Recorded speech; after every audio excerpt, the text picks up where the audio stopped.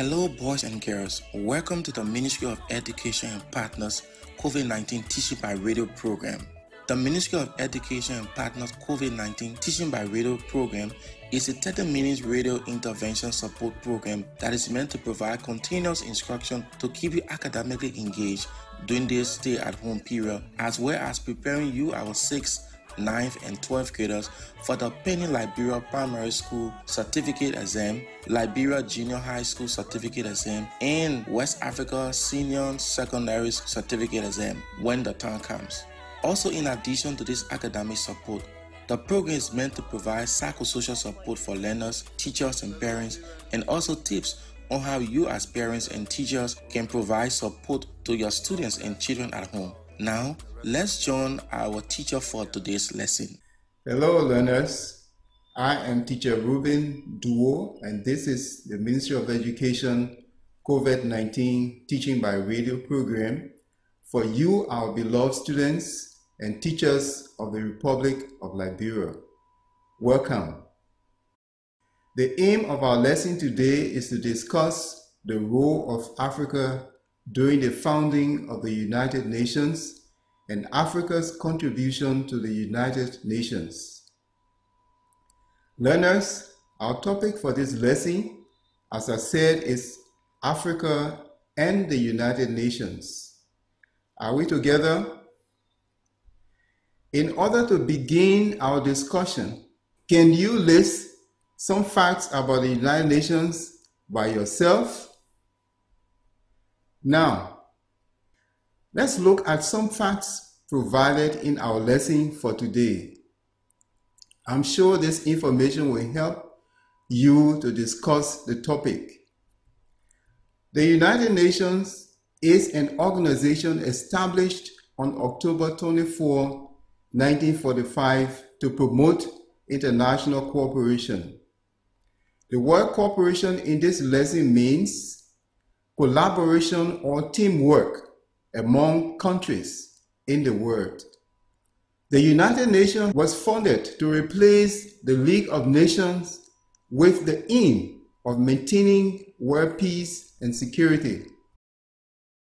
A Norwegian by the name Trevor Lee was the first Secretary General of the United Nations. He served the organization from 1946 to 1952. Trevor Lee later died in a plane crash. The 6 main organs of the United Nations are 1. The General Assembly, 2. Security Council, 3. The Economic and Social Council, and 4. The Trusteeship Council, the International Court of Justice, and the United Nations Secretariat. The UN headquarters is located on international territory in New York City, United States of America. Learners, can you again take your pens and papers and write some important things you know about your own continent, Africa, in relations to the United Nations? Please make sure that your answers focus on Africa's relationship with the United Nations. Now, let's consider a few examples provided in this lesson. The United Nations headquarters in Africa can be found near the capital city of Nairobi, Kenya. According to the United Nations Department for General Assembly and Conference Management, 54 countries belong to Africa Group and are members of the United Nations. Liberia, Egypt, Ethiopia, and the Union of South Africa. Learners, I'm sure you remember that the country South Africa used to be called the Union of South Africa. These countries joined the United Nations in 1945 as its founding members. These countries are part of the original 51 members of the United Nations. Mr. Boutros Ghali of Egypt became the 6th Secretary General of the United Nations on January 1st, 1992, when he began a 5-year term from 1991 to 1996. Kofi Annan, a Ghanaian diplomat, served as the 7th Secretary General of the United Nations from January 1997 to December 2006. Annan and the United Nations were the co-recipients of 2001 Nobel Prize. He worked to combat HIV, especially in Africa, and launched the United Nations Global Compact. Angie Brooks was a Liberian diplomat and jurist notable for being the only African female president of the United Nations General Assembly. She was also the second woman from any nation to head the United Nations. She headed the General Assembly from 1969 to 1977. Now let's get back to our discussion on the topic, Africa and the United Nations. The image of Africa in the United Nations in the first 12 years of the life of that organization was an image of trust territories and colonially dominated areas. Trust territories are non-self-governing territory placed under an administrative authority by the Trusteeship Council of the United Nations. However, this perception was drastically changed by the emergence of African states to independence and membership in the world community. If you study African history carefully, you will discover that the peak year for independence came in 1960, when about 17 African countries gained independence from Great Britain, France, Germany, Portugal, and Italy, which were the principal powers involved in the modern colonization of Africa. Interestingly, some of those very colonial powers have already become members of the United Nations before the 17 African countries could join the UN. In nearly all African countries today, the language used in government and media is the one imposed by a recent colonial power. The year 1960 is referred to as the Year of Africa because of a series of events that took place during the year, mainly the independence of African nations. This also highlighted the growing Pan-African sentiments in the continent and also brought about the subsequent emergence of Africa as a major force in the United Nations.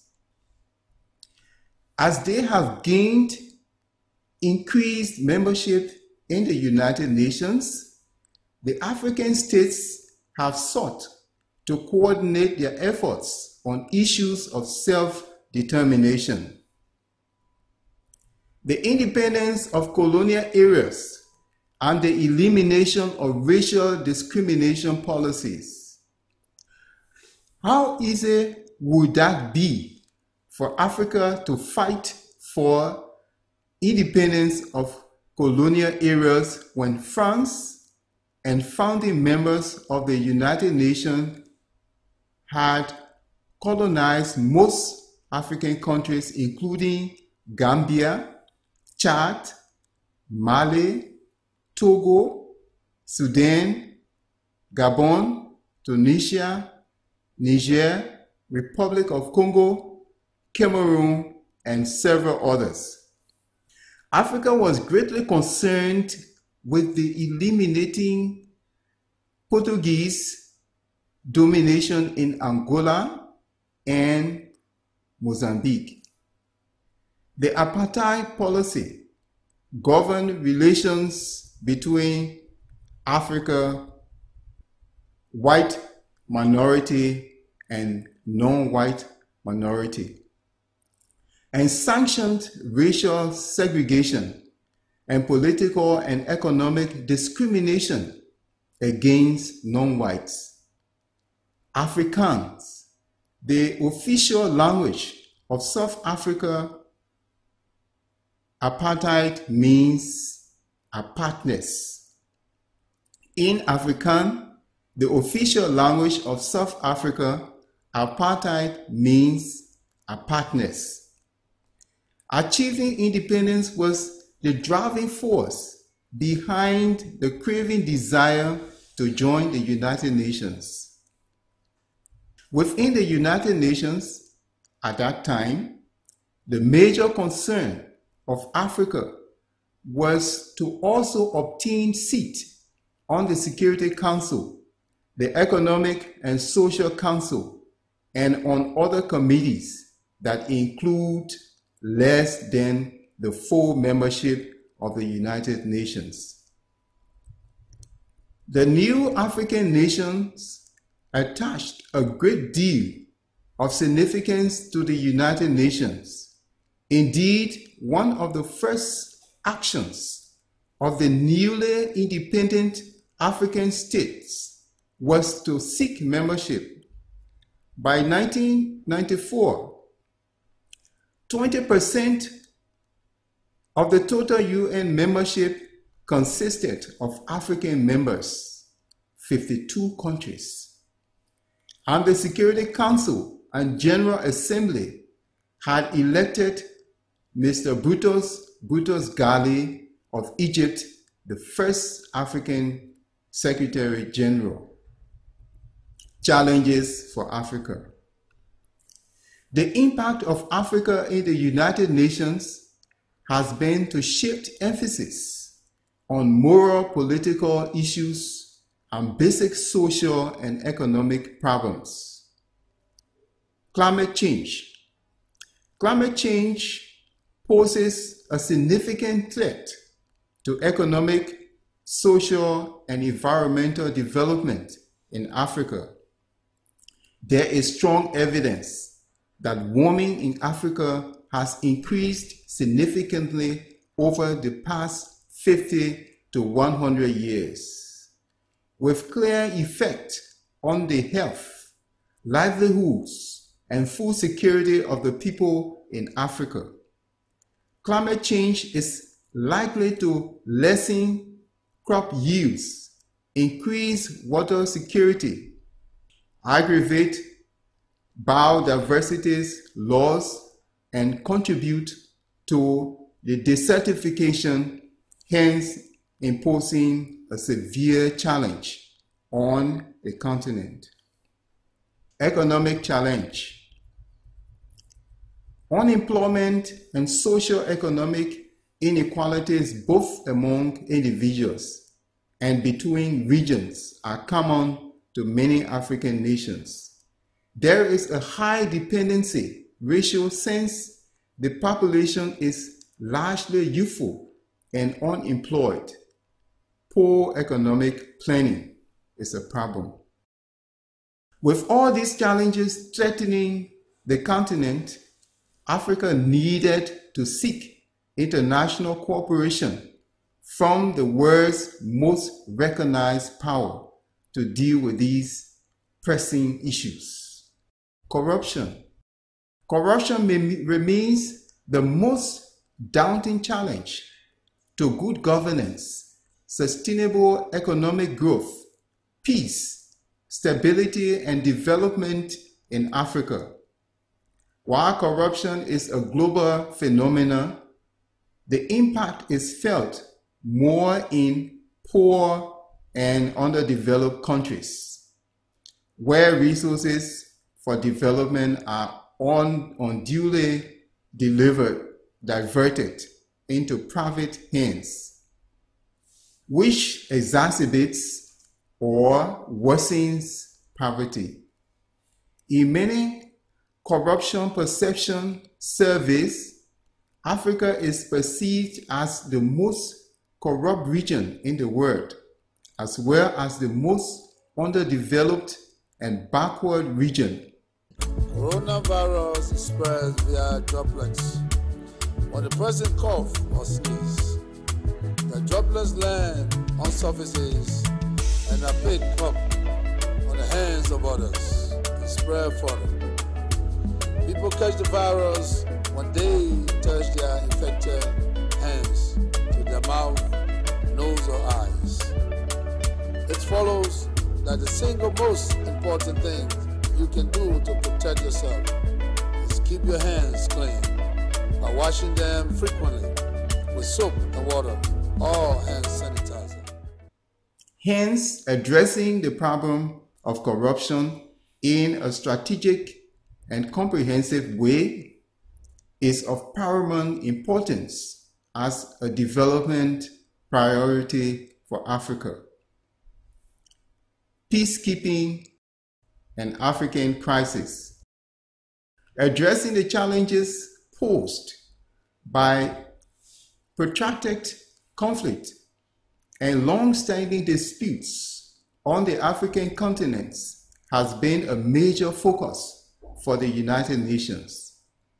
In 1960, the first peacekeeping operation in Africa was developed in the Republic of the Congo to ensure the withdrawal of Belgian forces and to assist the government in maintaining law and order. Since then, thousands of peacekeepers have been deployed in nearly 30 peacekeeping operations to African countries, including Angola, Mozambique, Somalia, Liberia, Sierra Leone, Ethiopia, Eritrea, Burundi, and Sudan. International Criminal Tribunal for Rwanda. The UN Security Council established the International Criminal Tribunal for Rwanda, RCTR, to prosecute persons responsible for genocide and other serious violations of international humanitarian law committed in the territory of Rwanda and neighboring states in 1994. The United Nations mission in Liberia, UNMIL, was a peacekeeping force established in September 2003 to monitor a ceasefire agreement in Liberia following the conclusion of the Second Liberian Civil War. The peacekeeping mission formally withdrew on March 30, 2018. The government of Benin, Gambia, Ghana, Guinea-Bissau, Mali, Nigeria, Senegal, and Togo contributed to the United Nations peacekeeping mission in Liberia. UN system plays a crucial role in coordinating assistance of all kinds to help Africa help itself, from promoting the development of democratic institutions to establish peace between warring nations. The UN is present on the ground supporting economic and social development and the promotion and protection of human rights. The United Nations Office of the Special Advisor on Africa was established in 2003 to enhance international support for African development and security and to improve coordination of UN system support. It also works to facilitate global deliberations on Africa, particularly with respect to the new Partnership for Africa's Development, NEPAD. Africa Day. Africa Day is an annual commemoration of the establishment of the Organization of African Unity, OAU. On May 25, 1963, on that day, 32 independent African states signed the founding charter in Addis Ababa, Ethiopia. In 2002, the OAU became the African Union. Africa Day is celebrated around the world. The United Nations has achieved a lot in Africa. Let's continue to look at more achievement of the United Nations in the continent. Decolonization and independence. At the end of the World War II, in 1945, nearly every country in Africa was subject to colonial rule or administration. Following the founding of the United Nations in 1945 and its massive decolonization effort, Africa is now virtually free from colonial rule. The Republic of South Sudan, formally separated, withdrew from Sudan on July 9, 2011. As a result of an internationally monitored referendum held in January 2011 and was admitted as a new member state of the United Nations General Assembly on July 14, 2011. Western Sahara of Africa is unrecognized by the United Nations and is not a member of any UN bodies. Western Sahara, located south of Morocco, is an occupied territory in North Africa and is a colony of Spain that has been on the United Nations list of non-self-governing territories since 1963. Economic growth. The continent's economy grew by roughly 3.4% in 2017, creating one of the longest stretches of interrupted positive economic expansion in Africa's history. As a result, a growing number of Africans have joined the middle class each year as the continent strengthens international collaboration. Advancement of women. In 11 African countries, women hold close to 1/3 of the seats in parliament. With 61%, Rwanda has the highest proportion of women parliamentarians in the world. With Rwanda and Namibia, two sub-Saharan African countries, belong to the top 10 of the most gender-equal countries according to 2018 World Economic Forum's Global Gender Gap Report.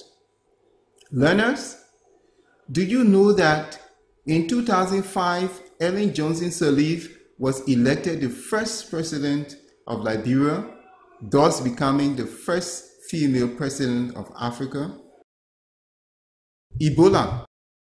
On March 23, 2014, WHO's African Regional Office reported an outbreak of Ebola virus disease in Guinea. As part of the response, on 19th September 2014, the international community established the first ever emergency health mission, the UN Mission for Ebola Emergency Response. The mission closed on July 31, 2015, having achieved its core objective of scaling up the response on the ground. Learners, let's consider key points to remember in our lesson: Africa and the United Nations. The United Nations was established on October 24, 1945 to promote international cooperation and maintain world peace and security. We also said that the 6 main organs of the United Nations are the General Assembly, the Security Council, the Economic and Social Council, the Trusteeship Council, the International Court of Justice, and the UN Secretariat. The United Nations was founded in October 24, 1945. The UN is headquartered on international territory in New York City in the United States of America. The main United Nations headquarters is in Nairobi, Kenya. 54 countries belong to the African group and are members of the United Nations. Liberia, Egypt, Ethiopia, and then the Union of South Africa, which is now called South Africa, funded part of the original 51 members of the United Nations. Now, let's look at a few questions that are listed in our lesson and have them answered. Question number 1. Which organ of the United Nations helped to control the outbreak of Ebola in West Africa? Your correct answer is the World Health Organization. Question number 2. Why did African countries join the United Nations? Your correct answer is to promote peace and security in the continent, to fight for independence and decolonize Africa. Question number 3. What does the word apartheid mean? The correct answer is the word apartheid is an African meaning apartness. What is the name of the European country that colonized most of Africa? Your answer is the country France. Why is May 25, 1963 referred to as Africa Day? The answer is the Organization of African Unity was established in Addis Ababa, Ethiopia on Africa Day. For more lessons, please tune in to the following stations: Truth FM 96.1, ELBC 99.9, ELUM 98.7, Heart FM 107.9, Cool FM 91.9, ECOWAS Radio 91.5, Kings FM 88.5, Freedom FM 87.9, OK FM 99.5, and City FM 90.2.